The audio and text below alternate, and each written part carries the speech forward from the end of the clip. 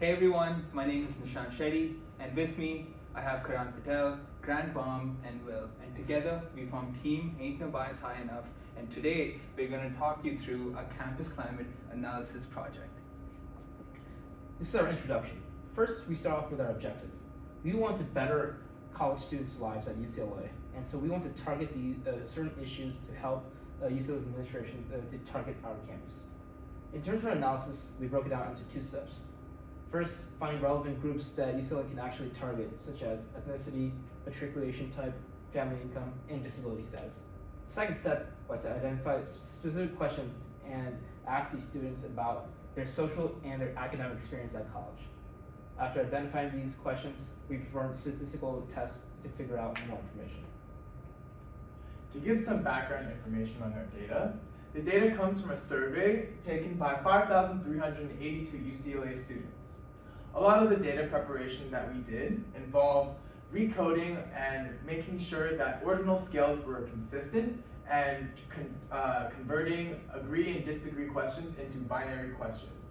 By doing so, we were able to create levels for the NAs, and we were able to have a lot of non-missing data at the end of the day. The first group that we looked at were disabled students, and we wanted to look at the accessibility of locations on campus for these students. Some noticeable areas were that below you see the inaccessibility by location, and we found that on-campus transportation and parking were very inaccessible for disabled students. Another area that we looked at was whether or not an area was fully accessible or partially accessible. Areas such as athletic facilities, while they are generally very accessible, they're still very inaccessible in terms of fully accessibility. In order to analyze the effect of family income, we grouped students into high and low income based on a threshold of $60,000 and looked at their response to perceived classism at UCLA, where a 1 on the left corresponds to low amount of perceived classism and a 5 corresponds to high amount of perceived classism. As you can see, 3, 4, and 5, low-income students in the light blue experience more classism, with 5 answers for low-income students being double that of high-income students. Now, to contrast the experiences of transfer students against full four-year students, we decided to look at students' response to the question of whether they perceive tension in residence halls and what demographic factor they pin that to. Over here, we have a plot that shows the percent of student responses indicating their perception of residence hall tension based on a select list of 5 demographic factors and partitioned by student type. On an independent basis, we see that the largest percent of tension perceived by transfer students was down to the country of origin, and that's 6%.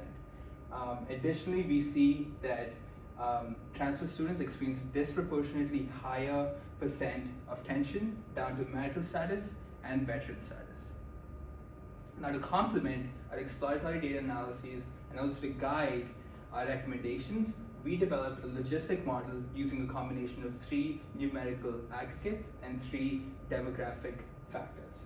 Over here, we have the output of the logistic model, which points at the fact that all our 6 predictors were found to be significant. And allow me to walk you through what each of them indicates. Right here, corresponding to academic satisfaction, we see an odds value of 0.25, which suggests that a student with high academic satisfaction is less likely to leave UCLA by 75%. Similarly, we see for friendliness and prejudice, a student with a high or low in the case of prejudice value is less likely to leave UCLA. Now, coming to our demographic descriptors, we see that a student without a disability is 41% less likely to leave UCLA, which makes intuitive sense. Similarly, for low-income descriptors, we see that a student from a low-income family is 26% more likely to leave UCLA than a student from a high-income family. For our conclusion, we noted several things. First, UCLA has done a terrific job in terms of taking care of its students. However, there are specific areas of improvement, such as targeting students of low economic status and students with disabilities. Some things that we can do are creating workshops and access to counseling for students to eventually become better on campus. Thank you. Thank you.